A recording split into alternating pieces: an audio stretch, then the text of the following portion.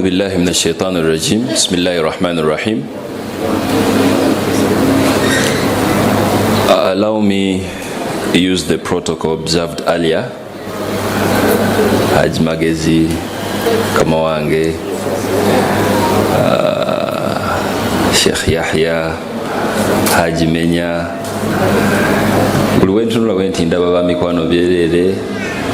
ladies and gentlemen, protocol observed, respected brothers and sisters in Islam, Assalamu alaikum wa rahmatullahi wa barakatuh. All praise is due to Allah subhanahu wa ta'ala, the cherisher of the cosmos, the sustainer of the universe. May his peace and blessings be showered upon our beloved Prophet Muhammad sallallahu alayhi wa sallam, the one who fought tooth and nail for Islam to get to every corner of the world. Our supplication always is, may Allah subhanahu wa ta'ala bestow unto him his full blessings and mercy, and to whoever is to follow his footsteps until the day of judgment. Allahumma amin. Inayo ekibuuzo kyange nga tetunnatandika. N'abakyala babiri. Poligami tumwetaaga.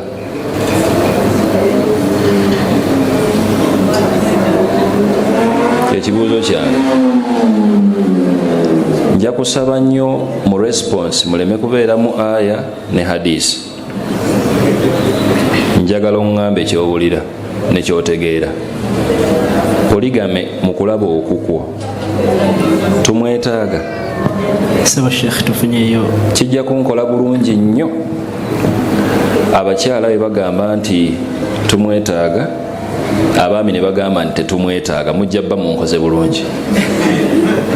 Bismillah. Assalamu alaikum wa rahmatullahi wa barakatuh. Wa alaikum assalam wa rahmatullahi wa barakatuh. Nze mkulowooza okwange nga nze ndowooza tetumwetaaga, kubanga kyandibadde kisinziira ku ani akyagala oba ani atakyagala.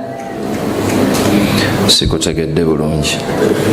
Nze nga nze simwetaaga kuba nze sandiyagadde kugabana musajja wange na mukazi mulala. Kati ngamba kisinzira okuba musajja okubanga agenda ofuna omukazi owokubiri ayina kusooka kumanya omukazi gwenina ayina akyagala oba takyagala. It's not about what he wants, it's about what I want.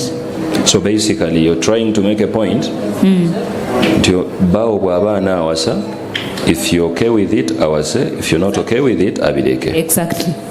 Okay. Barakallahu fikum.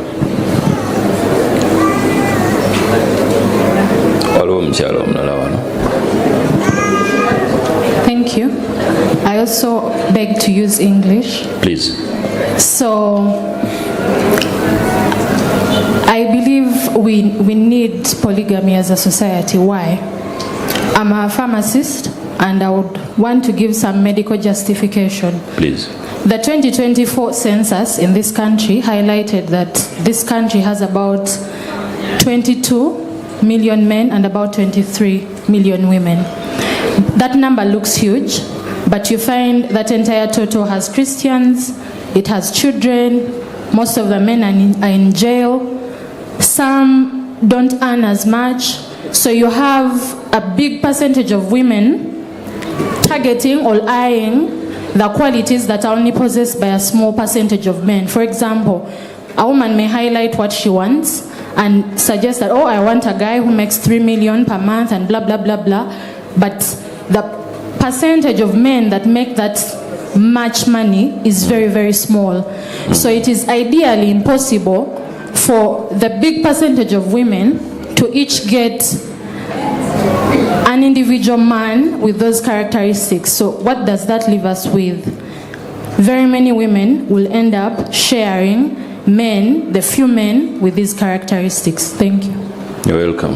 Barakallahu fikum. Okay.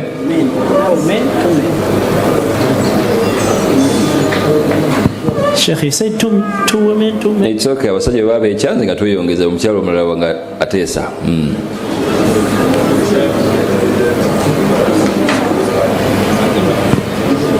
Hajat Zamzam. Assalamu alaikum wa rahmatullahi wa barakatuh. Wa alaikum assalam wa rahmatullahi wa barakatuh. Polygamy tumwetaaga. Otyo? I myself I'm from a polygamous family. In fact, mama wange alabika ali mu bakyala. My father is 95 years now old.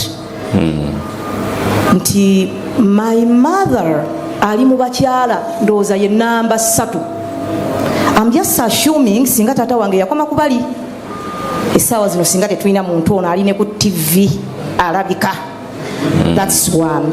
2, I got married when I was young. My husband was 26 years of age. I'm just assuming Allah waba tamututte n'awangaala naweza emyaka 8 n'abansa nkyasobola omwetikka. We need polygamy. 3, I have produced girls. I have 2 girls. I'm just assuming singa Allah tabawa mukisa kufuna baami ne babeeranga namba emu nganze. Would I like to see them nga bali awo ku lujja? Thank you very much. Okay.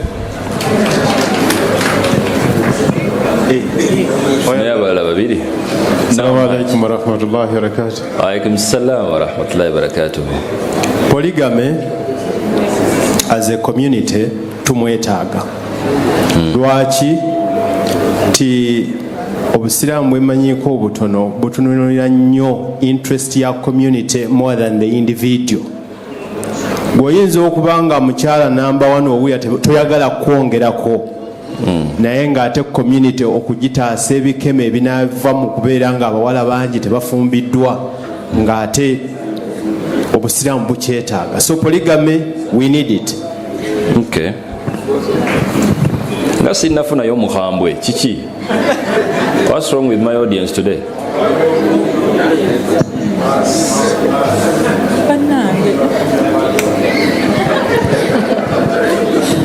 Yes, Assalamu alaikum. Alaikum salam wa rahmatullahi wa barakatuh.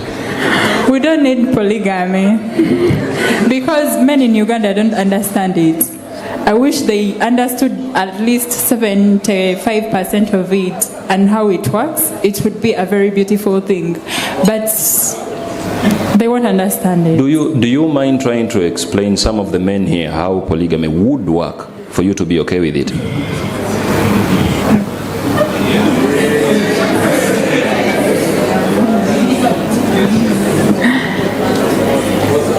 Or you just personally hate it? No, based on the things I have seen people go through. It's a valid point. Yeah. A man can have 4 wives and then they want to have more and more. What do they do when they want to have more? They will, infidelities and adultery. Then nebakwata bana bakazi abalala bebawasa edda babamalidde obudde ne babasuulawo okuyingizaawo abapya, which is not good. That's why I don't believe in it. But if men would man up and step up, it can be something beautiful. Do you believe we have some men that have actually stepped up and they're okay to be polygamous?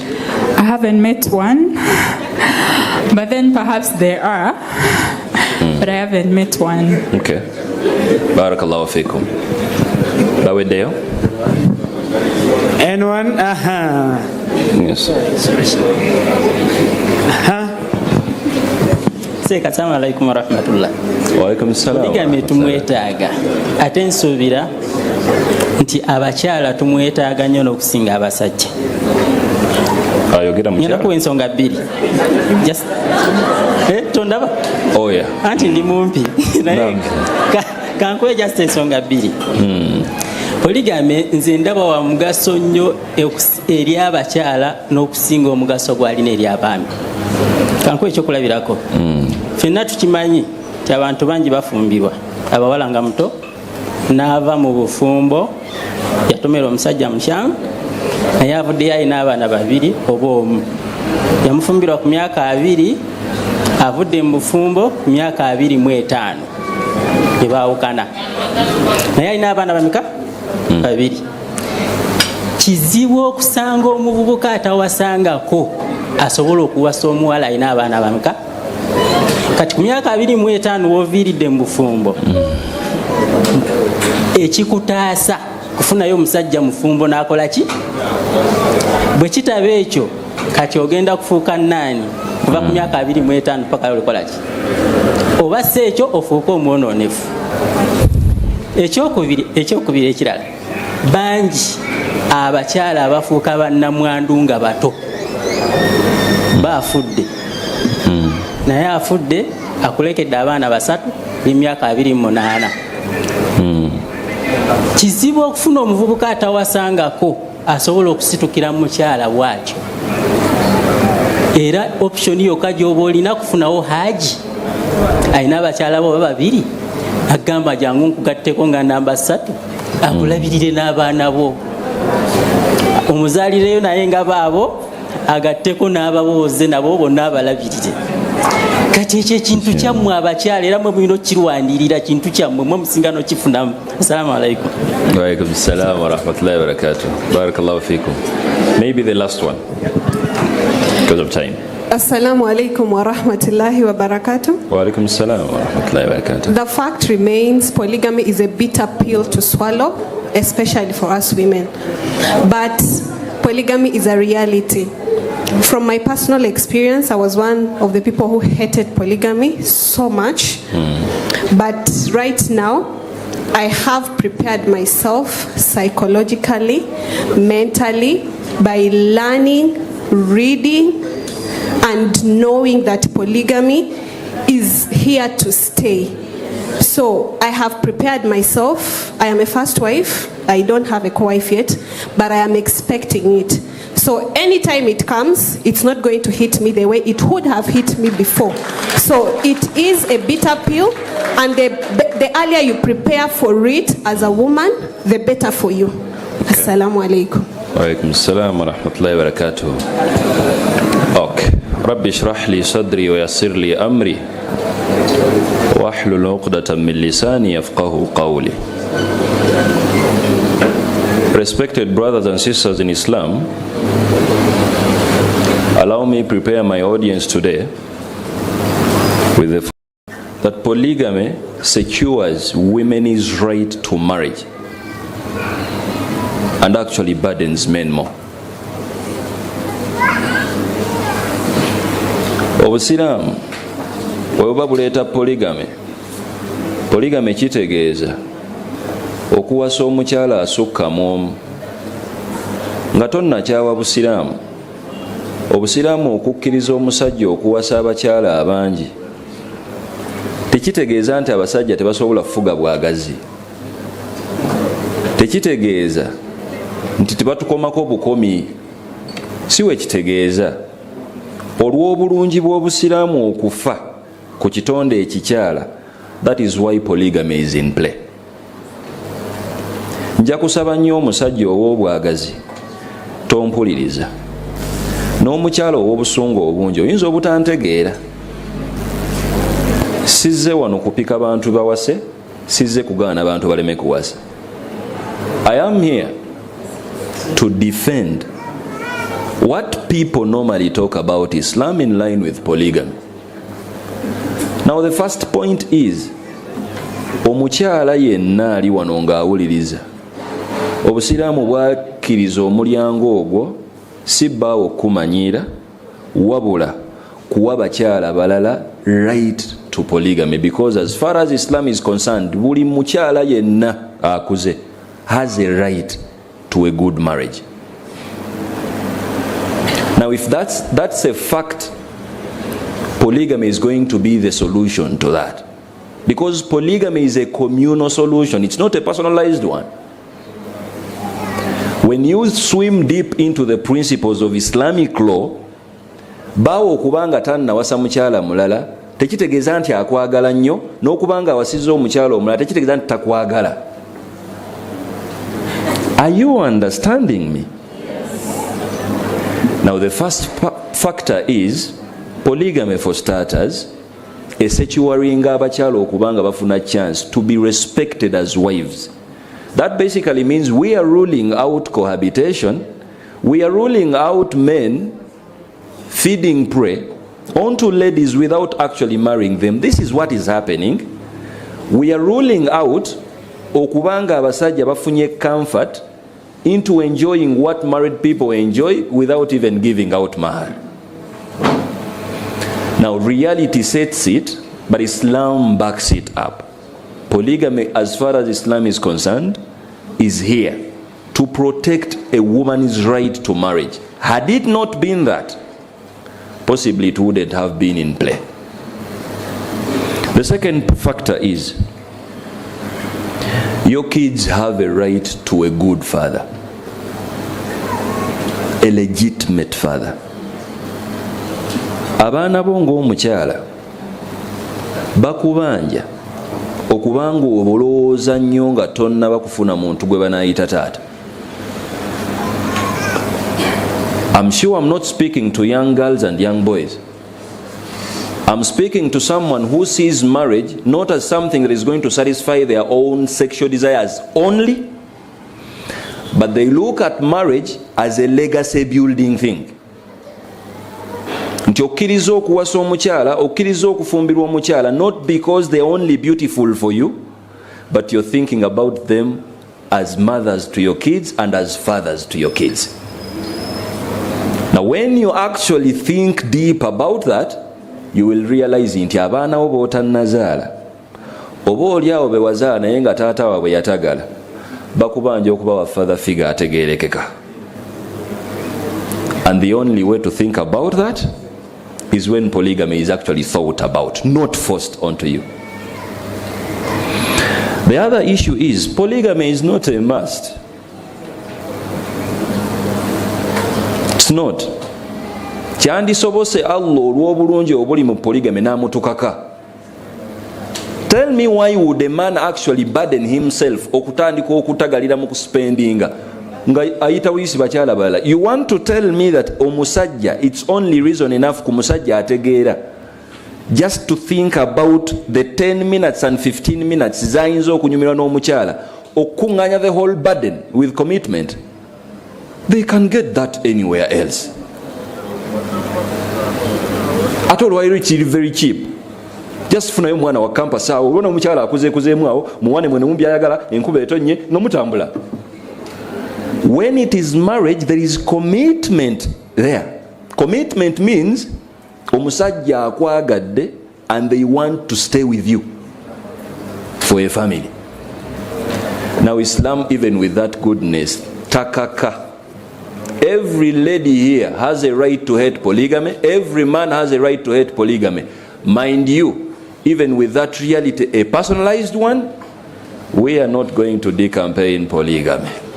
Because if we do, abagendo singo okubanga babonaabona, 1, bakyala, 2, abaami bajja kukosebwamuko katono, 3, abaana bajja kufuna issues with legitimate fatherhood. That's why Islam comes to actually just table it as an option. Nti abasajja abasobodde, by extending it, it's very okay. Someone is just actually enjoying the right to marriage. Atayina busobozi, it's very okay. Nawe kiveeko, toyina zambi lyozizza, ndoza kategerekese. The other issue, yenga muli attentive nnyo. The other issue is, there is a difference between the cultural polygamy and Islamic polygamy. Islam isn't the one that invented polygamy. Before Islam, polygamy used to happen, but a disorganized way of it. In a way that a man would actually marry a limitless number. Ngataina na muwendo gwa ina komako. On top of that, even with marrying many of those women, ngatebaina na rights zabayinza claiminga.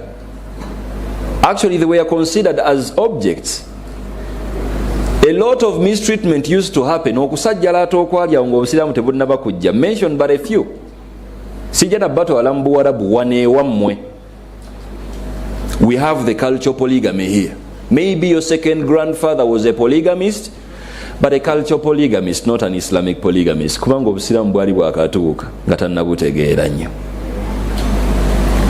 Now gwe yasomako naali wano mu polygamy dialogue osasudde to understand there is a difference between a cultural polygamy, because you might be a result of that cultural polygamy that has nothing to do with the Islamic principles, and there is a Islamic polygamy. A few of you people, regardless of gender, temumanyi na Islamic polygamy chechi. That basically means you might hate polygamy because you are as a result of a culture polygamy, yet Islam is actually campaigning for an Islamic polygamy. What does that mean? If you're a man and you're a woman, educate yourself with what we call Islamic polygamy. It's very different from the drama you all have about polygamy.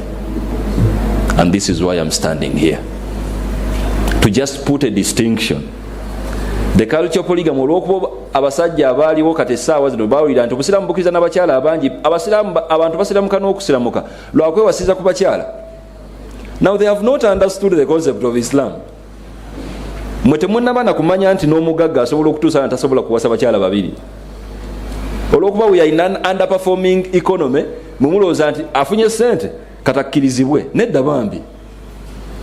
Ate asobola n'okuba nga ssente ze ensaamusaamu naye nga amagezi gajja asobola abakyala bakoze eki. We are too much confused today. Maybe that's why I'm here. Nange ndi mu mweno, we are confused together. But we are going to try to actually clear the view of Islam when it comes to polygamy. Now the question is, are you really educated about Islamic polygamy, or you just know about the culture of polygamy? It's something to actually ask yourself. Because with the culture of polygamy, the stories that tuwulira.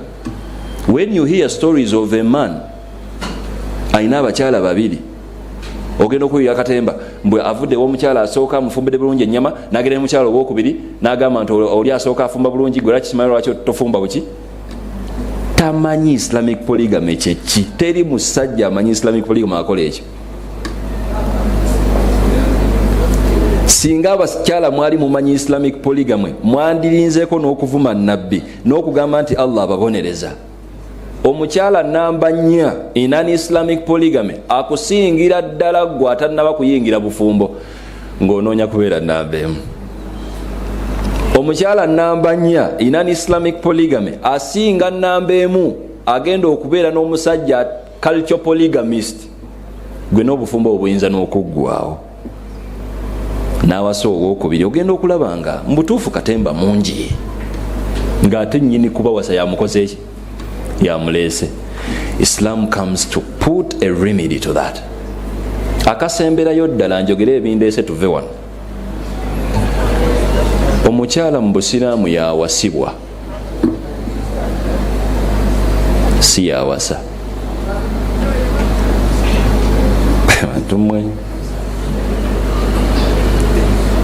Ntuula wansi ne neesaasira mbe kubanga nali mukyala ndowooza nandifudde mental health. Basajja bannanga abali wano, weeteeke mu bigere by'omwana omuwala ayogerezebwa abasajja mu wiiki 3, mu mwaka 5, naye nga teri n'omu ayogedde ku kyabufumbo. Ng'ate ne moral standards zimutuma ayinza obutamubuuza ti owayompa saddi aswalaswalamu ng'omukyala. Kati mbw ayina kumuleka bulesi, sebo sema kaweerowooze omwaka ogenda muwa saddi. That reality psychologically is the drama Islam came to put a close on. Kubaffe mu busiraamu bw'oyogereza omukyala, you're committed to make them wives. If you're still here with an understanding nti ogenda kubeera n'omukyala mwemalireko obudde weekendi ewaabwe tebakumanyi tomuwanga ku mahale, kyonna kye mulimu sikimanyi nange, it's a wrong audience, oli wakyamu ndowooza. Now Islam comes to give this background okimanye. When it comes to Islamic polygamy, it is actually protecting a right of a woman to enjoy marriage. Obusiraamu we bwajja, Prophet Muhammad sallallahu alayhi wasallam, because of the topic I was given, I just found it relevant to only translate one verse because of time, trying to join polygamy and faith in a way of interpreting religious texts in the modern era. Abibitiibwa, let me try to just justify polygamy mu nsonga zino, ate muzimanyi, just kuzongerako bwongezi.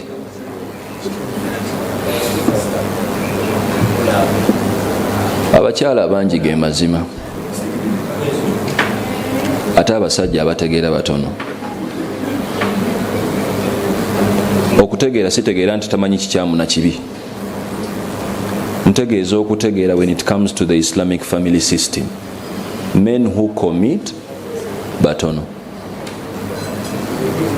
If you're thinking with me as a thinker, you know, with the whole drama we have today in the modern era, the future is not good when it comes to our marriages. Naddala abaana bafa abawala. Mu basajja abatono abo, do you know what it means to find a man ayina understanding etegeera nti agenda kuwasa because ayagala mutandike family mwenna, not to only use you. It is not easy. That is why Islam came neteekawo optioni. Omuntu ayinza okugamba nti buli muntu asigale yewasize mukyala we omwo tukiveemu. Now, because Islam brought polygamy to just secure a right of marriage ku mukyala on a major, maybe big, broader view, ne buleeta realities zino ssatu. Bwe tugamba nti buli musajja awasse mukyala omwomu,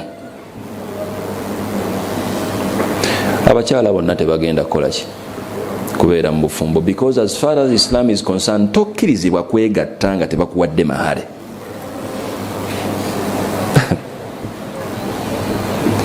Allah bw'aba atulaba bw'atyo bw'atulaba.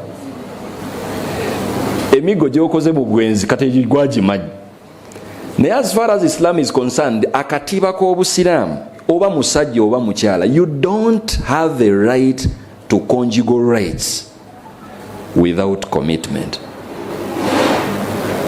Now, if that is a reality, tosobola kugamba nti omusajja omu n'omukyala omu kigenda tukolera state egenda kugwa. A lot of confusion is going to be there.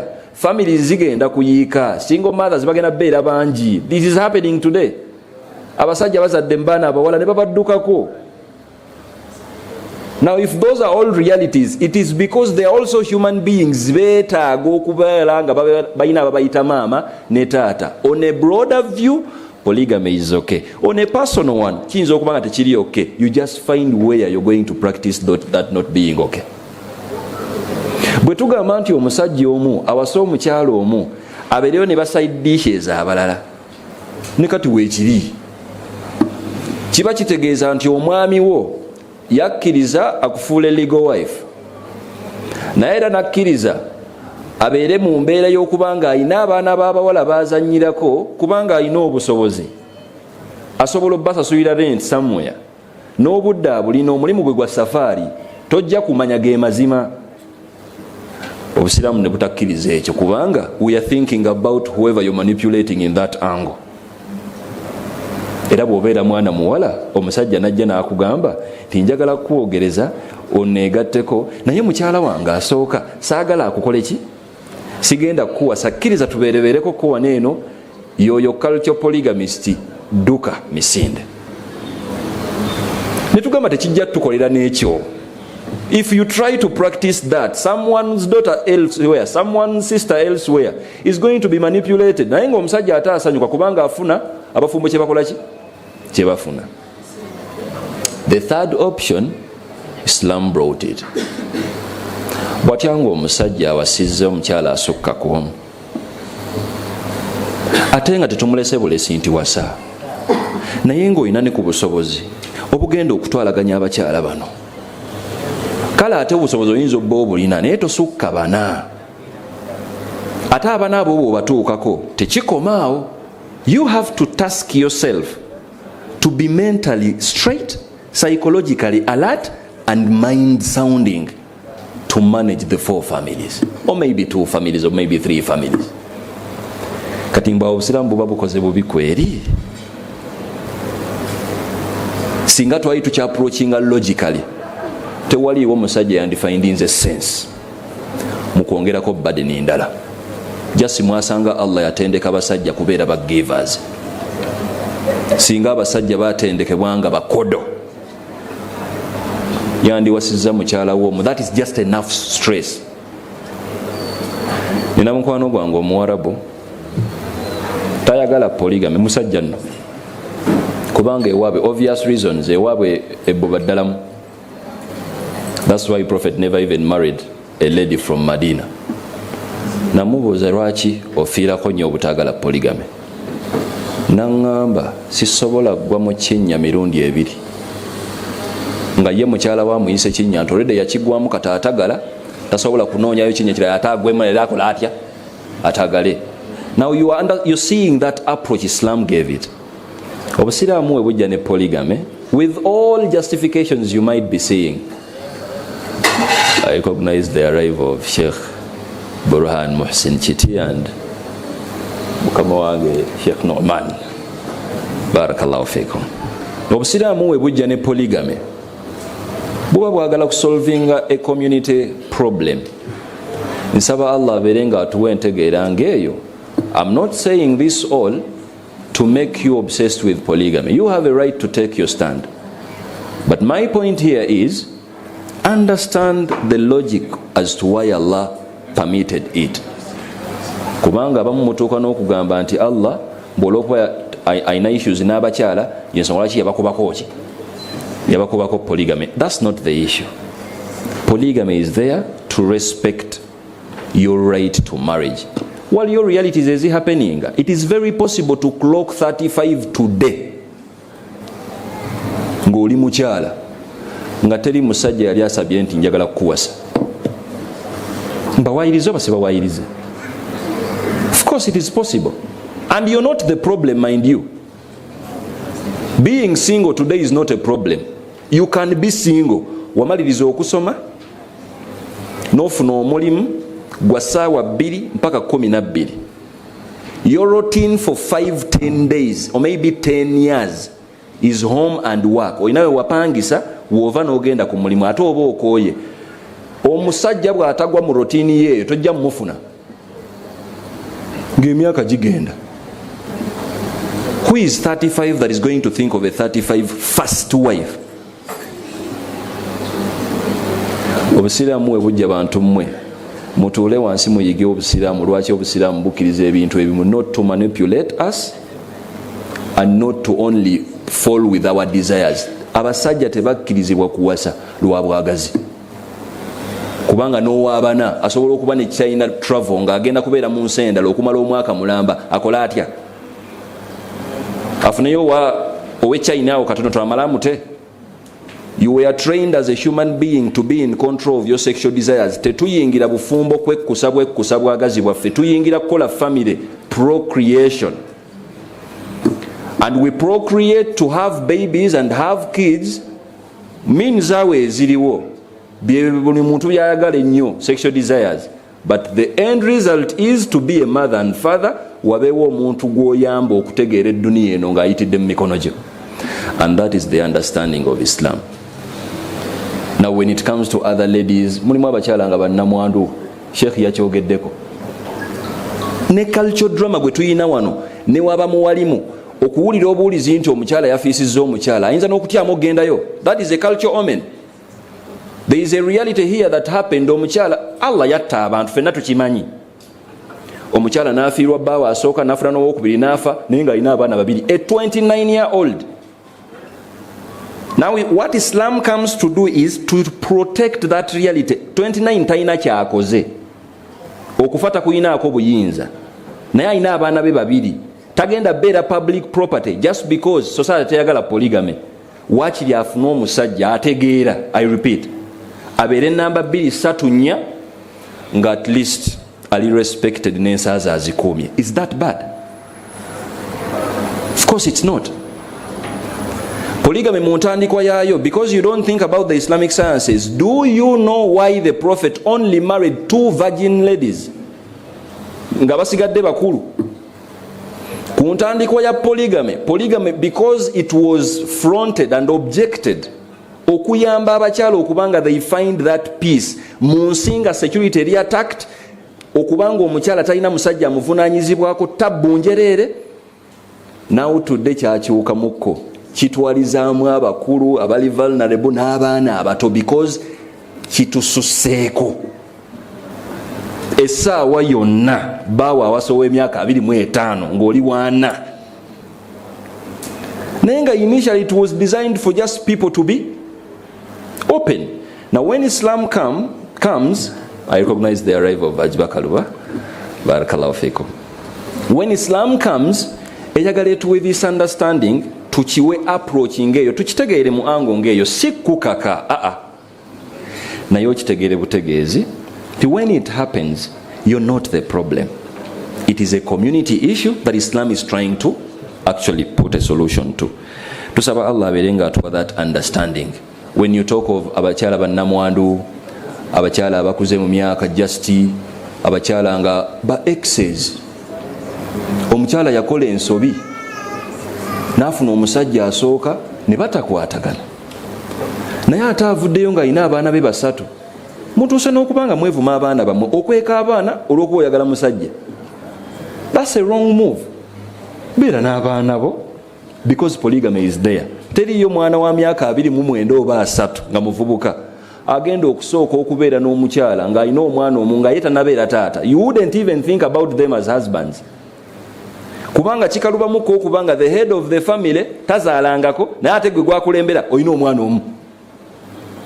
Kugamba olina olwedde kye wayitamu, that maturity wakiyitamu dda, naye ate gw'oyita bba tamanyi na pampa, tamanyi na omwana bamukwata batya, mujja clashing era mujja kwawukana. You need a man who is called a father anywhere. Taduduma na kududuma nti abaana ate sinza abazaala exactly ate kati biki ebyo, akimanyi. Ayagala character yo, mujje muzaalire ya abalala, oba tomuzaalire Allah oba ayagadde naye ng'oli mukyala we. Is that bad? Aye mujje njagala okuvunula because of what I was tasked today. When it comes to trying to interpret the Islamic texts spiritually with what is happening in the modern era. Islamic polygamy is very different from the cultural polygamy. I repeat. Let me ask you one question. How many of you invest time into just understanding the sciences of Islamic polygamy? Naye mmwe mulowooza nti katemba yenna ali mu polygamy is backed up with Islam. Would it be the complete way of life in that sense? Ekituufu kiri nti wasoma ddiini. Mu butasoma ddiini, just dalasa ng'eno kati bakuyambye buyambye okutegeera ku polygamy w'obuki. As a serious Muslim, some of these issues that are used by critics to actually throw ill to Islam, ozirowoozaako nga gwe n'omanya nti Katonda waffe atwagala bw'ati ayinza atya okufrontinga kino. That's when you're going to understand. Nabi Muhammad sallallahu alayhi wasallam, as an Islamic polygamist, ayina principles ze yatuwa ze njagala tuwogereko, backed up with one verse. I submit. Nabbi waffe Muhammad sallallahu alayhi wasallam yalina abakyala bangi. Waliwo ensonga lwaki, if you've swimmed deep into the Islamic jurisprudence, into the Islamic theology, bwe nakubuuza ekibuuzo nti nabbi yasinga kwagala mukyala ki, mpa answer. Bwe nakubuuza ekibuuzo nti ani gwe yasinga okufiirako, mpa answer. Bwe nakubuuza ekibuuzo nti Nabbi Muhammad yalina abakyala bangi kituufu naye yawulira atya omutima nga ayagala kubeera wano, olina answer eri explicit, togirina. Ojja kusanga hadithi nga Khadija ayogerwako nga Allah amuwa salaamu. Nabbi yayagala mukyala we Khadija binti Khuwailid. Ate osange hadithi endala nga boogera ku Aisha radhiyallahu anha. Ogambe bugambe Katonda wange nga yayagala omukyala ono. Osanga hadithi endala nga atayogera ku Safiya mukyala we omulala. Nabbi yennyini yawaananga bakyala, buli mukyala wa nabbi gw'omanyi ayina ekimwawula ku bakyala abalala nga ate nabbi yakimuwaananga nakyo. Zainab radhiyallahu anha bayinamu ku story y'ebbuba, kati ate oyo Allah yamulagira nti kati nabbi njagala owase Zainab oyo. Era Zainab yali yeewaananga ku banne yagambanga ti mmwe siri level yammwe, immwe bataata bammwe be baabawaayo, nze Katonda yalagira. Katonda ye yakolanga omuntu ampaayo, era nabbi najja n'akola ki? That is a beautiful story, a beautiful angle of polygamy to train every man that is here. You have it as a task to put a boundary, a healthy boundary between your two families, because you're dealing with two human beings abateyagala by nature, eddiini ebakuumako bukumi naye nga basobola okufuuka ekintu ekitali kirungi. And that is what Prophet did. Do you know what happened when Aisha radhiyallahu anha tried to actually okutwala ebbuba ku Khadija bintu Khuwailid? Nabbi yagamba Aisha, nga Aisha kimu bibiri yagamba nabbi nti naye nabbi buli kaseera Khadija tonnamanya nti la'alla Allah abdalaha bina. Tumanyi nti yagenda okujjawo Khadija oyo mukyala wa asooka fe atuleeta abato tukusanyuse. Ebyo abyogera Khadija tamulabangako, ebyo abyogera olw'ebbuba ng'omukyala teyafuluma busiraamu kuba jasi yali bbuba. Nabbi n'akyusa face n'agamba mukyala we Aisha nti come here. Omukyala oyo gw'oyagala okubuukira amanat bi yawma kafara bi annas, ye mukyala eyantrustinga at a moment where no one trusted me. Wawasatni yawma lam yakun hunaka ahad yuwasini, gw'obuukira oyo ayina engeri gye yankwatamu osobole okunsanga nga ntegeera. Namwongera n'ekyokusatu, omukyala gw'ogamba oyo ye yasooka okunfuula taata w'abantu. Ebyo Aisha we yabiwulira n'avaamu, njagala tunyumirwe nga we tuyiga, n'atambula n'agenda ewa Fatima radhiyallahu anha. Fatima yali mukyala wa Adija, mukyala wa Nabbi yasooka.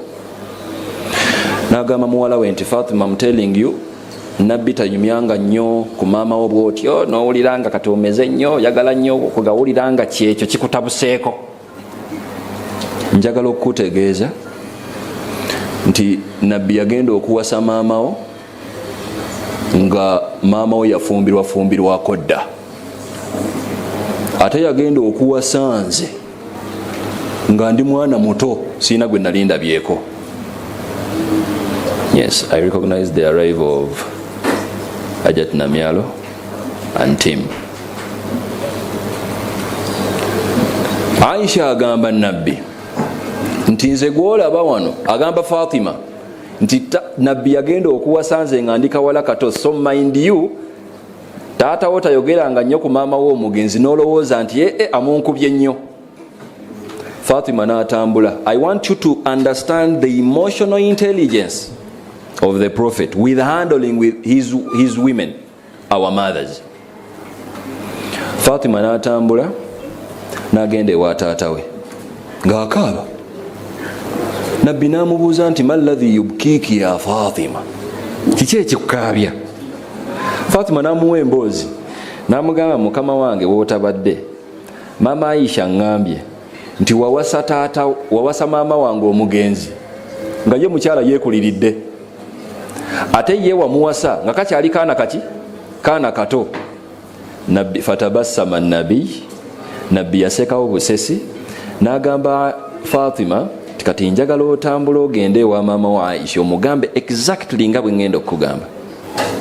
Mugambe tikituufu kyayogedde, nagenda okuwasa maama wo nga mukyala yafumbirwako dda, era nagenda okuwasa Aisha oyo nze yamusookako nga tafumbirwangako, naye nsaba era omujjukize nti nze taatawo nagenda okuwasa maama wo Khadija nga nze siina mukyala gwe nali ndabyeko, ate nagenda okuwasa ye Aisha nga nalaba dda.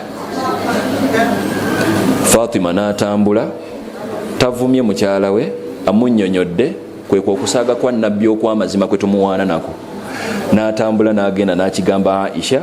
Kigambibwa nti Aisha we yawulira ebigambo ebyo taddangamu kwagala kuwalampa na kukakkanya mukyala wa Nabbi omugenzi yali yafa.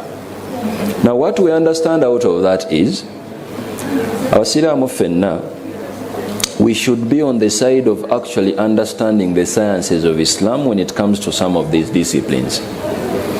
Bwe tunazitegeera in that angle, it is going to help us okubanga we find home in our religion and actually understand what we might say to people who don't have that understanding. Allah tegeeza mu Quran, A'udhu billahi minash shaitanir rajim, walan tastati'u an ta'dilu bayna an-nisa'i walau harastum. Abebitiibwa abampuliriza, aya netegeeza nabbi yayinanga obulumi ng'omuntu ng'ayina abakyala asukka mu omu nga bonna abaagala, agezaako okukola buli omu kyakola ki kyalina omumukolera, naye nga nabbi w'omumanyi ng'ayina obulumi muli ng'awulira alinga ali mu kuoppressinga some of the wives, ng'olumu atuuka akaseera n'ayagala ono nnyo, omulala tamwagala nnyo, ayina olina amwagala nnyo, ono tamwagala nnyo, ng'omuntu. Allah kwe kussa aya eno ng'amunnyonnyola, walan tastati'u an ta'dilu bayna an-nisa'i walau harastum, nga Allah agamba nti basajja mmwe abali mu Islamic polygamy kiyinza obbabeerera ekizibu 100 ku 100 okuteeka obwenkanya wakati w'abakyala bammwe. Obwenkanya Allah bwayogerako waneeno bwe bwenkanya obuli emotional, kubanga oyinza okusanga omukyala ng'agamba nti omusajja oyo atwekubyeko babiri naye tagenda twagala kyenkanyi. Naye okuva eddi nga abantu bapima okwagala kw'ebintu, ekituufu kiri nti buli muntu yatendekebwa okubanga addukira nnyo ate nga kisobola okuvaringa with time. Kati Allah atujjako that burden out of our control. Tinga omusajja ali mu Islamic polygamy, njagala okuwa amawulire amalungi, obusiraamu bukwagaza obeere ng'oli just between your wives, naye ekituufu kiri nti olw'okuba reality yebbwa weeriri, oyinza obutasobola kikola 100 ku 100 walau harastum, nonaayagala okukola otya. That doesn't basically mean tokola, but it basically means you try your level best mu bitegerekebwako materialistically, n'oteeka obwenkanya wakati waabwe. Bw'oba omaliriza ebisigadde by'otalinaako control, you let Allah take it up. And this is what Islam trains us. Naddala ku musajja nga ali mu polygamy, Allah agenda mu maaso n'agamba fala tamilu kulla al-mail fatadharuha kalmuallaqa. Bw'obeera n'abakyala abasukka ku omu, teweekubiira sayidi. Paati endala eya vaasi teri mu emotional side, eri mu practicalities. Paati esooka etwejjeereza we are not going to be burdened to emotionally feel to different people the same. It is impossible. But we are going to be forced to actually try to be just mu bintu ebisookebwako ku bantu abo mu busobozi bwabwe. Fala tamilu kulla al-mail, tokkirizibwa kubeera nga weekubira sayidi emu ku ndala. Omukyala asooka amanyikiddwa, owookubiri toyagalira ddala bamutegeere. Omukyala owookubiri alina abaana, naye wasalirawo ddala toyagala ne maama wategeere abaana baabo ab'omukyala omulala. Omulyaza amaanyiza ekyemisana okigula ku mwaka agasooka, ekyemisana mu maka ag'okubiri n'okireka, kubanga after eyasooka yeyasooka ate onowookubiri azze buzzi, okoze si bulungi. Ng'obusiraamu bugamba nti fala tamilu kulla al-mail. As a man who is committed, abatali serious tebaliiwo wano, you try your level best mu busobozi bwo okusobola okulaba nga you're not actually biased in any way. N'abakyala abali mu polygamy, mwanguyirize ku babba bammwe. Omusajja tumugamba ateekewo boundaries wakati w'abakyala be, naye mwenna muyina olugambo. Eno omusajja agezaako tayagalira ddala kubanga ebyeri bisala okudda eno for some reason nange sigimanyi. Namba emu ayina engeri gy'amanyi ku namba 2 awo gye bamuzaala, namba 2 ayina engeri gy'amanyi ku namba emu. Baalidde ki wiiki ewedde, bagenda kulya ki, yayambadde ndi ku yidi eri. feno tugamba omusajja nti abeera serious. If you're trying to deal with them, try your level best to make sure they are not clashing. Keep the boundaries straight okujjako nga zifuuse healthy. There are some realities naye bantu mwe temuli serious. Muvumaganyiza nabbi n'eddiini eno. Abantu think Islam has that understanding. Oyinza otya okukwata mukyala wo namba 2 oba namba 1 ne mugenda mwenna mu maka g'omukyala omulala? What are you waiting for? It is polygamy to your man and it is not polygamy to you. You are dealing with one man. This man is dealing with both of you. Mind you, zambi no dene okuyingira mu maka g'oli nga tabakkiriza. Because of that drama we are coming to realities. Abantu ababiri bali basatu mu polygamy, omusajja ne banne babiri. Naye omusajja asobola okwekobana n'omukyalo omulala ne balumba omulala. Ekyo nno kyaliko mu maka ga nabbi. Abakyala beegatta balemesa omukyalo omulala. Essula namba nekka, suratu tahrim. Obudde bwe sirina. But it is a reality. Ng'obusiraamu bugamba nti nedda. Fala tamilu kulla almail. Omusajja ali mu polygamy. Mu butuufu it is burdenful. Tomanyi kye kitegeeza kubeera na namba 1 n'akufumamu. Naye nga namba 2 wagenda okuvaayo nga muli muti. For some reason olina okuba nga tumuwa tabbuyo. Fadhal. Assalamu alaikum wa rahmatullahi wa barakatuh. Bane mukirize twanize mukama waffe omugenyi omukulu, State Minister for Housing. Madam, you're most welcome. Bane tukubeko mu ngalo ez'amaanyi.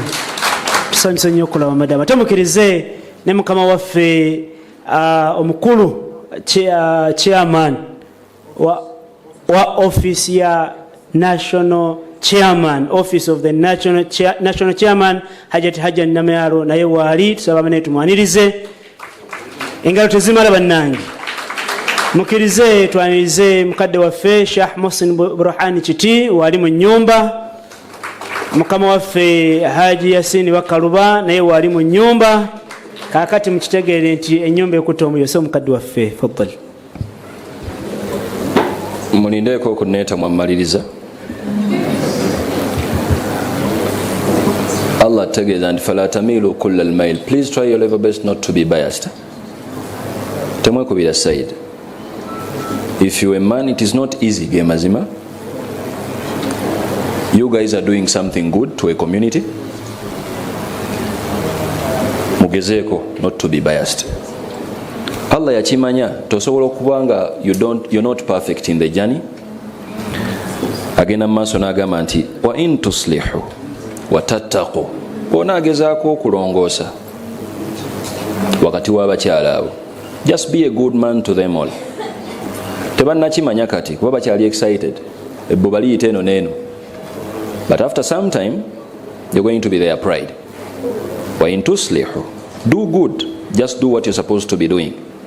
Wa tattaqu, be Allah conscious as you're doing whatever you're doing. Kala bakyala abali wano si kyangu kyakutambuza maka abiri oba asatu oba ana. N'omalako emyaka 2 nga tebannakutta. It is not something easy. So if you're a polygamist here and you're a man, may Allah reward you abundantly and may Allah hold you steadfast. Allah amaliriza agamba fa inna Allaha kana ghafuran rahima. Ng'omuntu kisobola okutagalamu waliwo obuyitira ng'okola. Naye mbeegayiridde mulekeraawo okulowoozesa abantu abasazeewo okubeera nga babeera ba Islamic polygamists mubasuubiza omuliro. Last time we checked, empeera bafuna nnyingi n'okusinga ayina omu. In a way, at least ayina comfort gy'awadde omuntu omulala nga takiinaako buzibu, and they are trying to be good people. Allah si mulyaza amaanyi aleka abantu abasazeewo okwebaka n'abakyala nga tebabawasizza mbukati ayokyegwa awasizza. Ng'omufumbo, omukyala n'omwami, drama wammwe mwenna ng'abantu tabulawo. Naye ejja neegenda okujjulamu abafumbo for 2 reasons. Muli bantu mufunamu obutakkaanya naye mulekerawo okwesuubiza omuliro, kubanga buli muntu kadiba kampeera eri munne. baawo akufunirako empeera nnyingi singa yakukuba empinga 10 omwaka guno talina n'olu lwakukubye. Kyekimu nomukyalawo singa yakutugadda wamunyizizza dda naye emmere no yagifumba ne kajuisi yakakuwa naye nga musunguwavu muki bw'ayagala okutta asobola naye n'atakukola ki. Allah writes down ezo empeera n'abanga azikkuumira. I would like to conclude by saying 3 issues. Factor number 1, now the contemporary world has trained us to actually over-exaggerate the bare minimum when it comes to maintaining a family. And personally, I think it's a threat to women. Do you know what a modern man needs to hold a home? Edda byalinga byangu osobola okuliisa. Now this is what Islam trains. Omukyalo osobola okumuliisa, okumunywesa n'okumusuza awagwa mu kitiibwa kye. For starters, fenga tugamba nti osobola kati mugende mu maaso mukole mutya. Today it's not the same because the women empowerment has come now. Have you thought of a 28-year-old nga multimillionaire anagenda okuwasa oyo? Last time we checked, a good responsible man, you're already a threat to him. Kuba agenda okulaba tajja kusobola naye nga kituufu akusobola kubanga mizaani y'omusajja awasa omukyalo ono ku kitiibwa kye ennyumba gy'ayinza osusulamu eyakakadde ngisobola eyo sente nnina. Emmere talya nnyo, sobola omukolera shopping omwezi n'alya bulungi, emmere emugwanamu. N'okumwambaza simusanze nti mulekwa alina z'alina already nja mwongerezaako. Amaka gakoze gatya? Now today we have some other expenses. Emmotoka, amafuta, ago tegalimu hadisi ge mazima. But for some reason you see your man giving you fuel of your car you bought without even inquiring from him. Ngomanya nti amafuta gayingiddemu, waliwo GoTV, waliwo DSTV, for some reason ne yakawaali n'okuzaala kati kwa beeyi atalina bukadde 5 nga weetegekedde ebi bwebeera normal delivery obubiri bugenda, bwebeera C-section obutaano bukola butya. Awo kati njogera ku level yammwe naye waliwo n'owa 3, waliwo alina okuteeka 5 somewhere in the world. Ensi tetambulira ku bagagga bokka. Those are all expenses now. Ekituufu kiri nti abaami bakyadduka nnyo obufumbo, and that's not something good. It's not something good. Now if you're here and you've actually appreciated what I've said, sikukase polygamy, I just wanted to back what Islam has. Okitegeere bulungi tebukukaka polygamy naye bw'oba omuvuma, the principle is Islam is protecting a woman to be respected in marriage and not outside marriage. Ekyo bonna kitegeera, you will love your religion. Bw'oba ng'oli mukyala nga toyagala polygamy, it's very simple. Find a man who doesn't want polygamy too. Waliwo emboozi zetukooye kati. Bw'oba ng'oli musajja nga naawe mubutuufu okakasa oli wasa oba toli sure, nkuwaga buwi ne oba tojja kuwasa tomusuubiza. Yogereza omukyala omugambe muli mu mboozi ez'abato, nsuubiza tojja kunzizaako, nsuubiza tojja kunzizaako, tuli aba babiri nze naawe tuli bwe tuti. Islam is the only religion that trains you that mwenna mukwewasa waneeno. This never came from Islam. When you're loving each other, husband and wife, while you're loving for hurting. As you're loving someone, at one point bagenda kuvaako. It is only in Islam. Tobeemalira munnyo. That's why they are called fitna in the Arabic context. Sirwa kuba fitna obeewale. Because of the sensitivity of the position, you might be affected in the long run. Kale mbeegayiridde, lwaki mbeegayirira? Mbategeeza polygamy yoyo oba obusiraamu temwesaasira nnyo ng'abakyala abasiraamu nga mugamba nti obusiraamu nno bwatufuniraawo n'abasajja ne bongerezaamu nti mugume bannaaye Allah mwamunyiiza nnyo n'abateekako ekyo. It is something that has to be understood. It is a communal remedy and it's not a personalized issue. There might be stories, definitely, because of the cultural polygamy reality.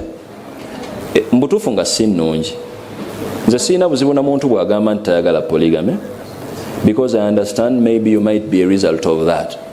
Bw'oba nga taatawo ayina engeri gye yakubamu maama wo owookusatu n'abavaako. You have a reason not to like it, but don't put that to the religion. That is a personalized issue, because when you attack it with religion, you are affecting something more big.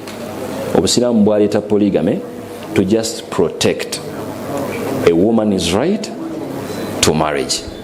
Abaami abali wano temweraliikirira mukwatagane n'abakyala. Men are still struggling to only marry the first wife. It's not healthy for the woman, the girl child. It's not healthy. Because remember, Islamically, we are not talking about just sleeping with someone. Mu Busiraamu omulyango guli ogwo. Bufumbo if you want to be a mother, bufumbo if you want to be a father, bufumbo if you want to enjoy conjugal rights. Kati olwaliro byakiwuka mukala abantu beebaka, abantu bakola haramu, obwononefu buyitiridde. It will be another session. Siri kummwe olwaleero. I'm about someone who is actually committed to starting up a family. Thanks for indulging me. Assalamu alaikum wa rahmatullahi wa barakatuh.